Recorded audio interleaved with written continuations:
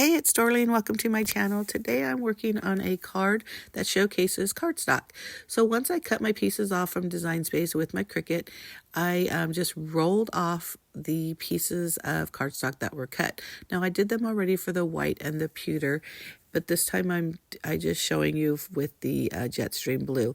So I forgot to take the label off the back, so that makes it a little bit harder to peel off the pieces.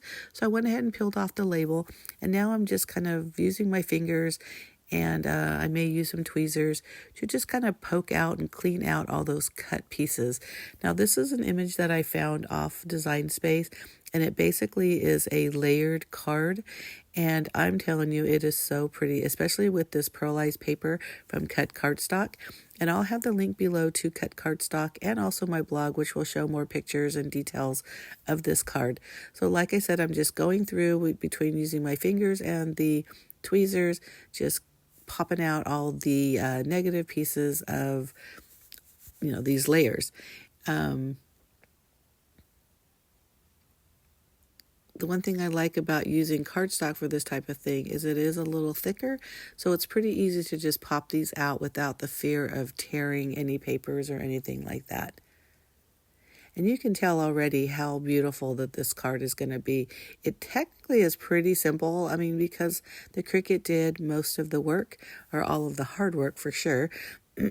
So once I popped out all those pieces, I'm going to go ahead and toss them away. Now I'm going to figure out, okay, what's the layers? The gray is on the bottom, the jet blue in the middle, and then the white up on top. Look at how pretty that is already. You can just tell. So I figured because of all these really small pieces or details, I was going to use liquid adhesive, because using a double-sided tape would have just taken forever.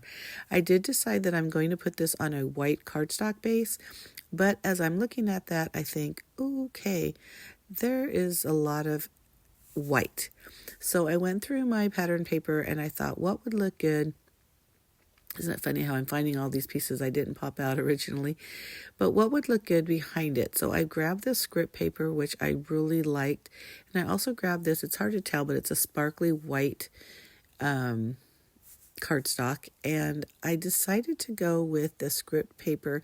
I think the clash of just having that very subtle print, excuse me, is just really, really pretty.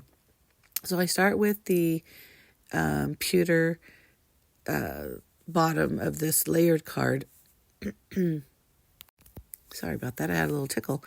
And just glued it directly to that script paper, and then I'm just using my scissors to trim it down.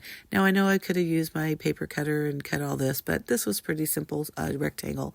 I figured I could cut that with scissors without too much of a mistake. But once I did that, then I went ahead and glued down all the rest of the layers. So I mentioned before, if you're a follower of mine or if you're a subscriber of mine, that I am a design team member for Cut Cardstock, and they have the most beautiful paper, and not only great variety of papers and paper weights and just different things, but they also have adhesives and markers, tags, just a lot of good things. So I'm going to have a link down below, and it'll have the link to Cut Cardstock store. Check it out, because you are going to find all your cardstock needs there. And also sign up for their newsletter, because they're always having sales, and sales are always a good thing.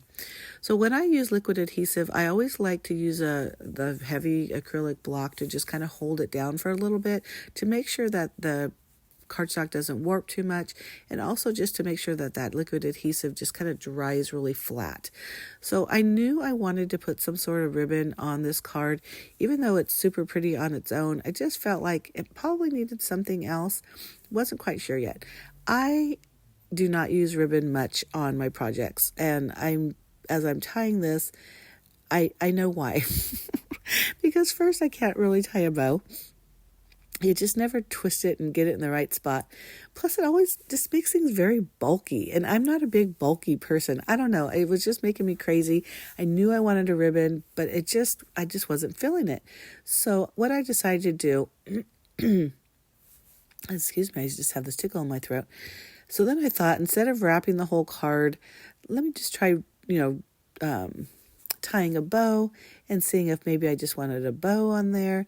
And again, I wasn't even really sure where I was putting the bow because that card is beautiful. I mean, the layers are just gorgeous. And I really like the idea of having it on the side. But also I felt like that was just a lot of bulk on one side in an envelope. So instead, I went over to my next thing. I knew I needed to add a sentiment to the front. So I went ahead and just stamped this birthday sentiment. And then I just used one of my round circle punches and punched it out.